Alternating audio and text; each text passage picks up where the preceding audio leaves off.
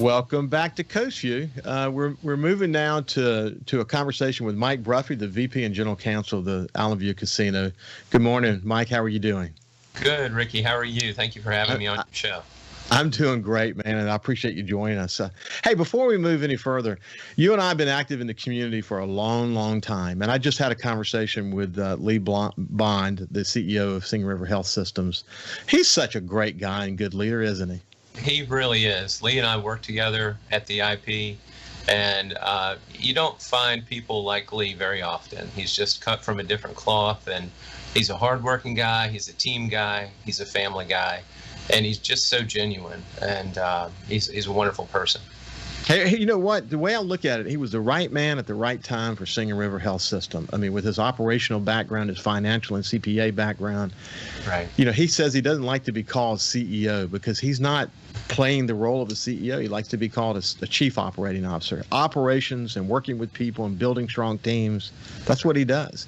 Yeah. And, you know, what a great conversation that was. We're lucky to have leaders like him. And I'm lucky to sit in this chair and get to talk to really incredible leaders every day. And you've had a great background. We'll come back to your background here in just a second. But, you know, Island View is near and dear to my heart because Terry Green and Rick Carter are both very good friends of mine. And the first week we did this show, we had a conversation with Rick and Terry.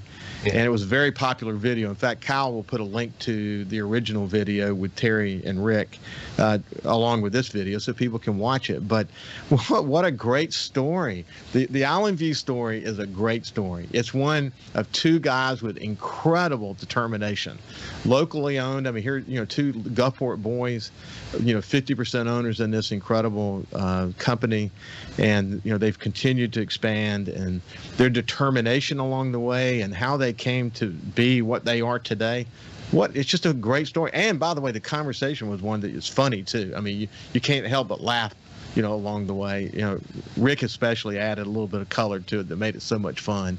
And Terry, you know, Terry's a guy that doesn't say a lot publicly very often. You know, he's just a hard-working guy in the trenches doing his thing. But, you know, he kind of opened up a little bit during that conversation. It was great to hear his story as well. So we'll put that link here. But Island View is a Gulfport success story, and it was rolling and going before the pandemic started. And then suddenly you guys realized, holy mackerel, we're going to have to shut this thing down. Tell me about that.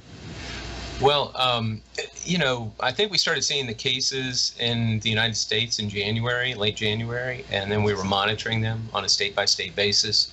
And in Mississippi, I think we started seeing our share in maybe early March.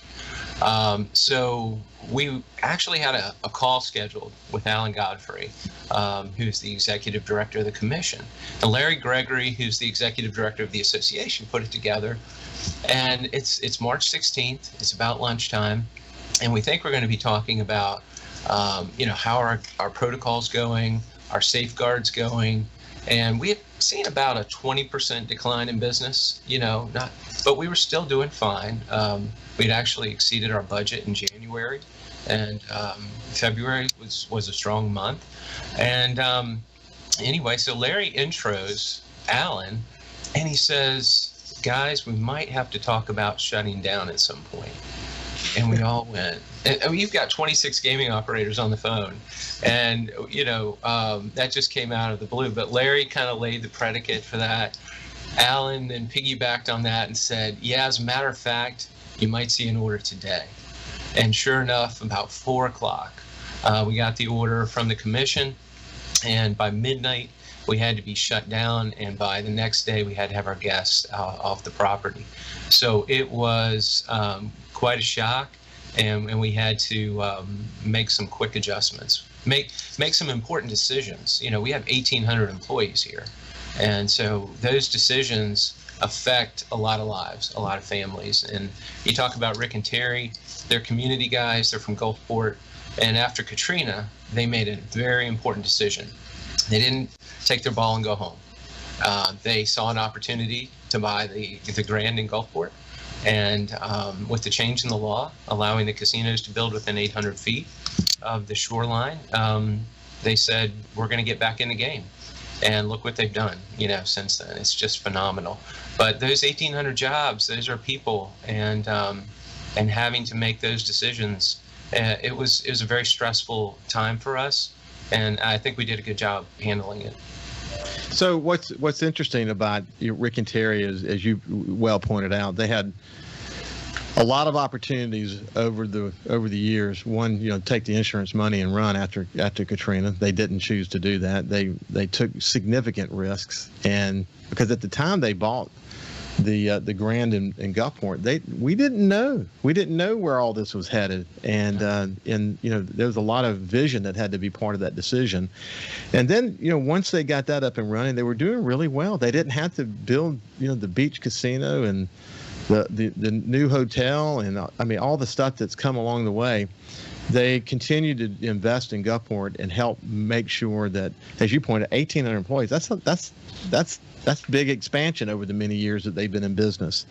Right. So you're shut down, and then you get word you're going to be able to open back up again. And one of the things I've talked about many times on this show is that casinos are large organizations, and especially in this pandemic situation, you don't just flip a switch and tell everybody come back to work and it's all we're going to just turn the light back on and open it up. There's retraining that took place, and you had to change the way you do business so that people could know it's a safe environment to visit. Tell us about that process. Sure. Well, we were targeting 2 weeks when we first closed. So, we thought this was very temporary. And then as things evolved, we realized very quickly that it was going to be in for the long haul, and we just didn't have a date. And so the governor was saying Memorial Day. Well, you can't start rehiring people when you don't have jobs for them. And we got word, I think it was the Friday before Memorial Day, that we finally got official word that we were going to be allowed to reopen the Thursday before Memorial Day. So we had less than a week. And you're right. So we formed this thing called our COVID response team. I headed that up. We brought in division heads from our operations team, from our hotel operations, our security, surveillance, and brought those folks together in a room on a Friday afternoon. And we worked all weekend. We put together literally a plan, a notebook that I could hand you and say, here's our COVID response guidebook. This is how we're going to operate going forward. And by Tuesday, we were doing Zoom and Skype training sessions for our employees, having them call in. And you can see, I don't know if you can see this, but this is my bracelet. So part of our procedures, every day, I have to come in, answer 5 questions, have my temperature taken, and I get banded. Every one of our employees has to have this done before they're allowed to come on property.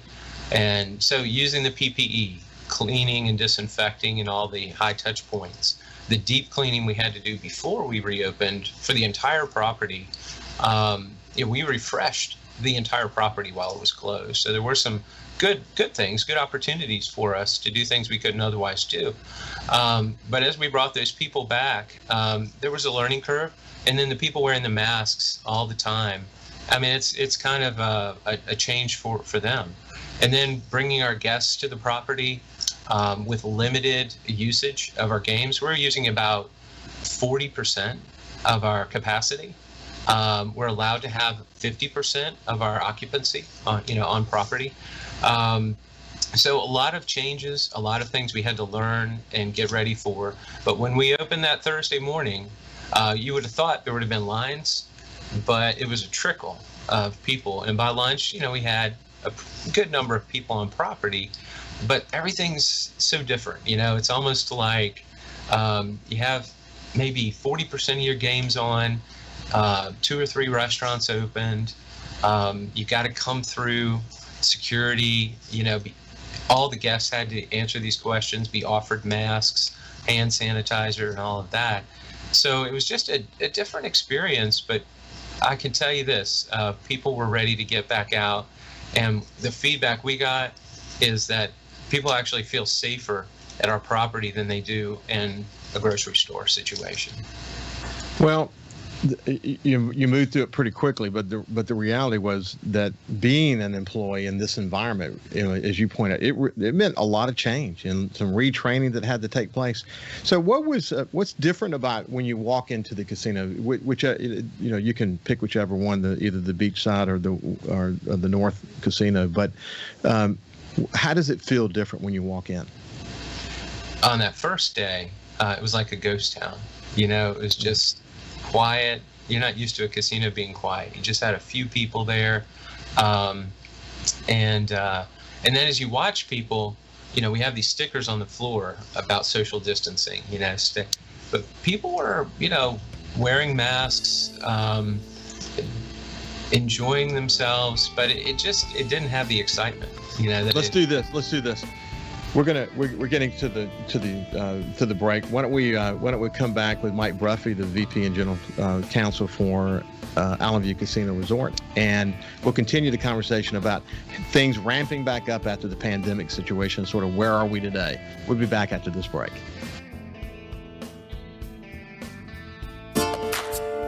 Talking to the people that help make the coast such a unique place to live. This is Coast View with Ricky Mathews on SuperTalk Mississippi Gulf Coast 103.1. Welcome back to Coast View. I have Mike Bruffey, who is the VP and General Manager for the Island View Casino with me today. And we were talking about before the break about all the things that had to be put in place to ensure a safe visit.